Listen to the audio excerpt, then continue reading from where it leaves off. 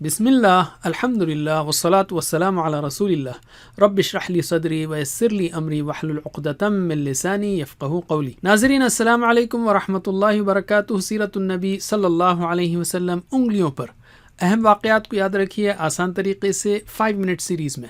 یہ ہے سبق نمبر 11 جس میں ہم 12واں سال لیں گے مکی دور کا۔ یاد رکھیے دایاں ہاتھ استعمال کرنا ہے۔ اس سبق کے 3 حصے ہیں، معراج، پہلی بیعت 12 سے، اور مصعب رضی اللہ عنہ مدینے میں۔ تو شروع کرتے ہیں ہم پہلے حصے سے، معراج کا سفر۔ کئی سالوں سے مشرکین مکہ کا ظلم و ستم جاری تھا۔ نبی صلی اللہ علیہ وسلم کے دل کو مضبوط کرنے اور اللہ پر بھروسے کو مزید پختہ کرنے کے لیے اللہ کی جانب سے رسول کریم کو خاص تحفہ ملا، معراج کا۔ حضرت جبریل علیہ السلام آپ کو اپنے ساتھ مکے سے بیت المقدس لے گئے، اس کو اسراء کہتے ہیں۔ بیت المقدس میں آپ نے تمام انبیاء کی امامت فرمائی۔ پھر جبریل علیہ السلام آپ صلی اللہ علیہ وسلم کو آسمانوں پر لے گئے، اس کو معراج کہتے ہیں۔ وہاں آپ کو 7 آسمانوں کی سیر کرائی گئی۔ ہر آسمان پر آپ صلی اللہ علیہ وسلم نے مختلف انبیاء کرام سے ملاقات کی۔ جنت و دوزخ کے بھی مناظر آپ کو دکھائے گئے۔ اسی معراج کے سفر میں امت مسلمہ پر 5 وقت کی نمازیں فرض کی گئیں، نیز سورہ بقرہ کی آخری 2 آیتیں بھی عطا کی گئیں۔ واپسی کے بعد مکے والوں نے اسراء و معراج کے بارے میں سن کر خوب مذاق اڑایا اور جادوگر کہا۔ حضرت ابو بکر رضی اللہ عنہ نے اس کی تصدیق فرمائی، اس پر ان کو صدیق کا لقب ملا۔ اسباق و عمل۔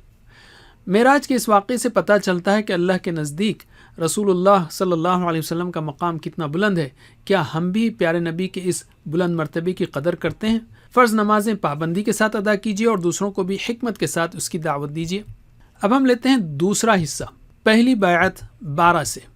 سن 11 نبوی میں حج کے موقع سے خزرج کے 6 آدمیوں نے اسلام قبول کر لیا تھا اور رسول صلی اللہ علیہ وسلم سے وعدہ کیا تھا کہ اپنی قوم میں جا کر دین اسلام کی تبلیغ کریں گے۔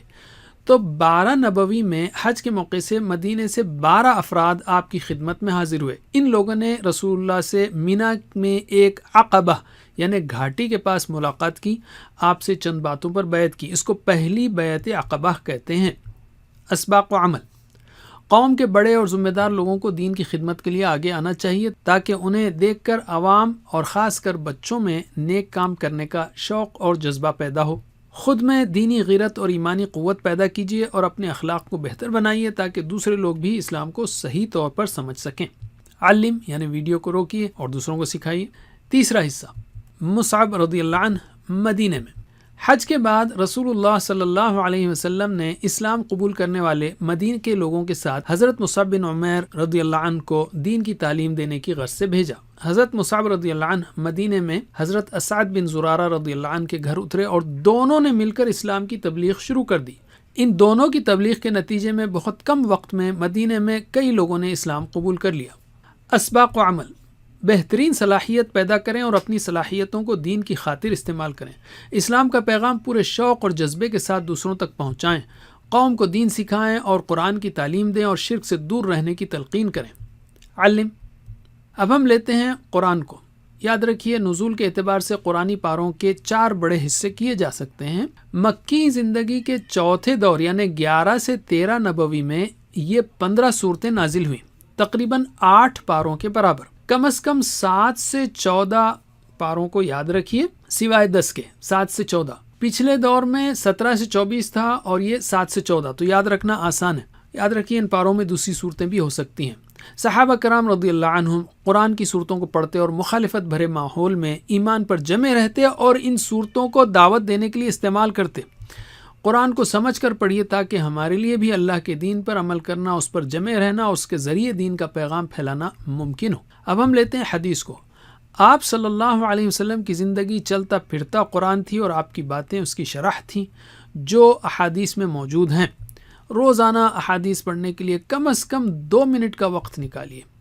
اب ہم کرتے ہیں اعادہ۔ ہم نے نبوت کے 12ویں سال کے 3 اہم موضوعات سیکھے، تو دائیں ہاتھ کی دوسری انگلی کے 3 حصوں پر ان کی مشق کیجیے۔ معراج، پہلی بیعت 12 سے، مصعب مدینے میں رضی اللہ عنہ۔ معراج 12 مصعب، مختصراً معراج 12 مصعب۔ جزاکم اللہ خیر۔ کوئز کرنا مت بھولیے۔ اللہ سے دعا ہے کہ ہمیں سیرت النبی صلی اللہ علیہ وسلم پڑھنے، پڑھانے، عمل کرنے اور پھیلانے کی توفیق دے۔ سبحانک اللہم و بحمدک، نشہد ان لا الہ الا انت، نستغفرک و نتوب الیک۔ والسلام علیکم ورحمۃ اللہ وبرکاتہ۔